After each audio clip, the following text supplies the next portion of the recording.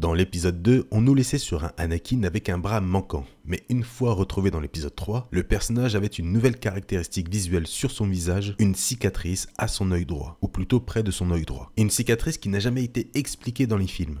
Et aujourd'hui, nous allons voir comment il a obtenu cette fameuse marque.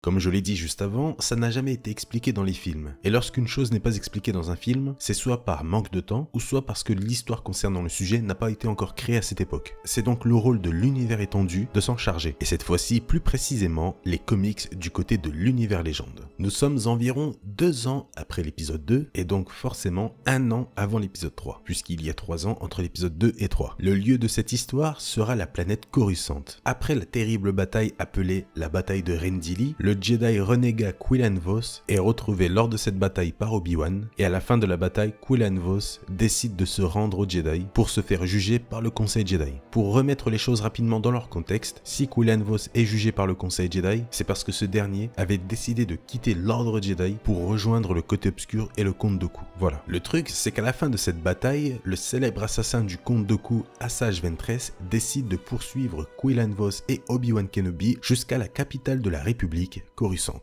Du côté du jeune Skywalker, ce dernier décide de faire route jusqu'à sa bien-aimée, histoire de la revoir après la bataille, etc.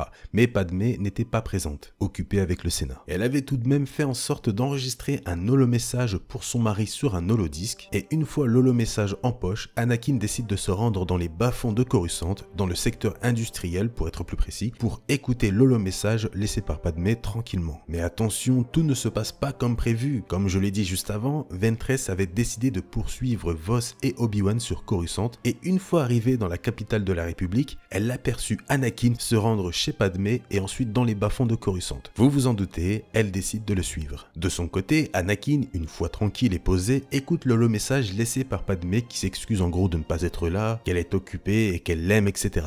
Le truc classique. Mais avant que le message soit terminé, l'holodisque quitte brusquement les mains d'Anakin pour aller dans celles de Ventress grâce à la force. Et là déjà, on voit vraiment qu'Anakin était tellement absorbé par le message de Padmé qu'il n'a même pas senti la présence obscure de Ventress. Bref, cette dernière provoque Anakin et se moque de lui en lui disant que Padmé était pas mal pour un jouet de Jedi, mais elle se posait aussi la question de savoir si les autres Jedi étaient au courant de cette relation. Par la même occasion, elle détruit l'holodisque. Et elle lui balance ensuite qu'elle ne peut pas s'en prendre pour le moment à Vos et Kenobi, puisqu'ils sont devant le Conseil Jedi actuellement. Donc, en attendant, elle va plutôt s'amuser à faire souffrir le jeune Skywalker. Bien sûr, vous connaissez tous le caractère d'Anakin dans ces moments-là. Il ne perd pas de temps et se laisse envahir par la haine, sort son sabre laser avec pour objectif de la tuer. Un combat débute donc entre les deux utilisateurs de la force, et contrairement à ce qu'on pourrait penser, Ventress avait clairement l'avantage sur le Jedi, à un tel point qu'elle s'amuse et en profite même pour lui lancer quelques piques, en lui disant notamment qu'il n'est pas très fort et qu'elle perd son temps avec lui. Elle décide donc de s'éclipser du combat, mais Anakin ne perd pas de temps pour la poursuivre. Mais là encore une fois, il est tellement aveuglé par la haine qu'il n'arrive même pas à sentir Ventress à travers la force. Et Ventress le sait. Elle en profite donc pour se cacher dans les ombres et réussit à lui asséner un coup de sabre laser sur le visage, pile au niveau de l'œil droit. Mais le plus dingue dans tout ça, c'est que Ventress aurait pu mettre un terme à tout ça, puisqu'elle le dit elle-même, elle a fait exprès de lui faire juste cette petite cicatrice alors qu'elle avait la possibilité de lui couper la tête. Encore une fois, ça montre qu'Anakin n'était pas concentré. Il aurait pu mourir, mais Ventress a préféré utiliser le bout de son sabre laser pour le marquer au niveau de l'œil droit. En gros, cette cicatrice, elle est là pour montrer qu'il était plus faible que Ventress. Elle continue ensuite de le provoquer en lui disant qu'il est très faible dans la force, etc.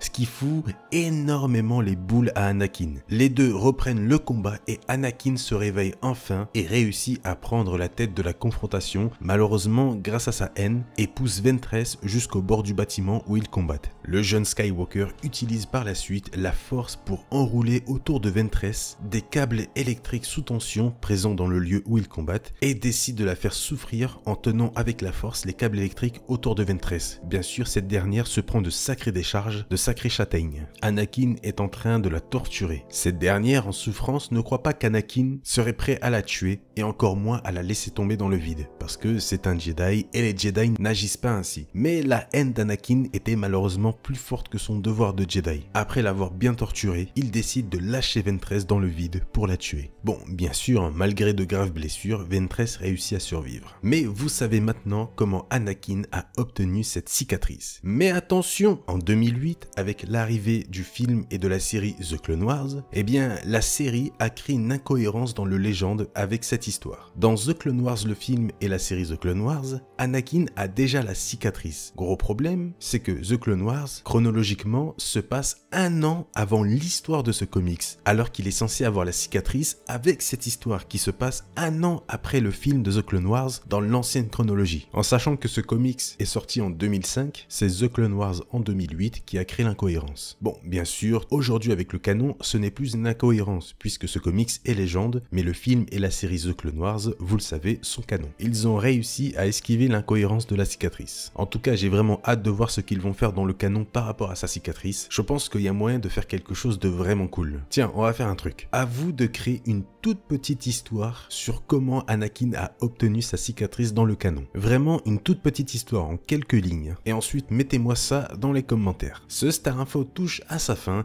Il était plutôt court, mais ça fait du bien comme d'habitude de faire des petits Star Info par moment. J'espère que ça ne vous gêne pas. Quoi qu'il arrive, si vous avez aimé cette petite histoire et ce Star Info, comme d'habitude, le petit pouce bleu, c'est totalement gratuit et ça m'aide à voir si vous appréciez toujours autant les vidéos. Je compte sur vous. Bien sûr, le commentaire pour me dire ce que vous avez pensé de cette histoire, si vous étiez au courant ou non. Comme d'hab, lien YouTube de la chaîne dans la description. Pensez à faire un petit tour dessus. Merci à tous d'avoir regardé ce Star Info. Je vous souhaite une bonne journée ou une bonne soirée. Prenez soin de vous et à la prochaine.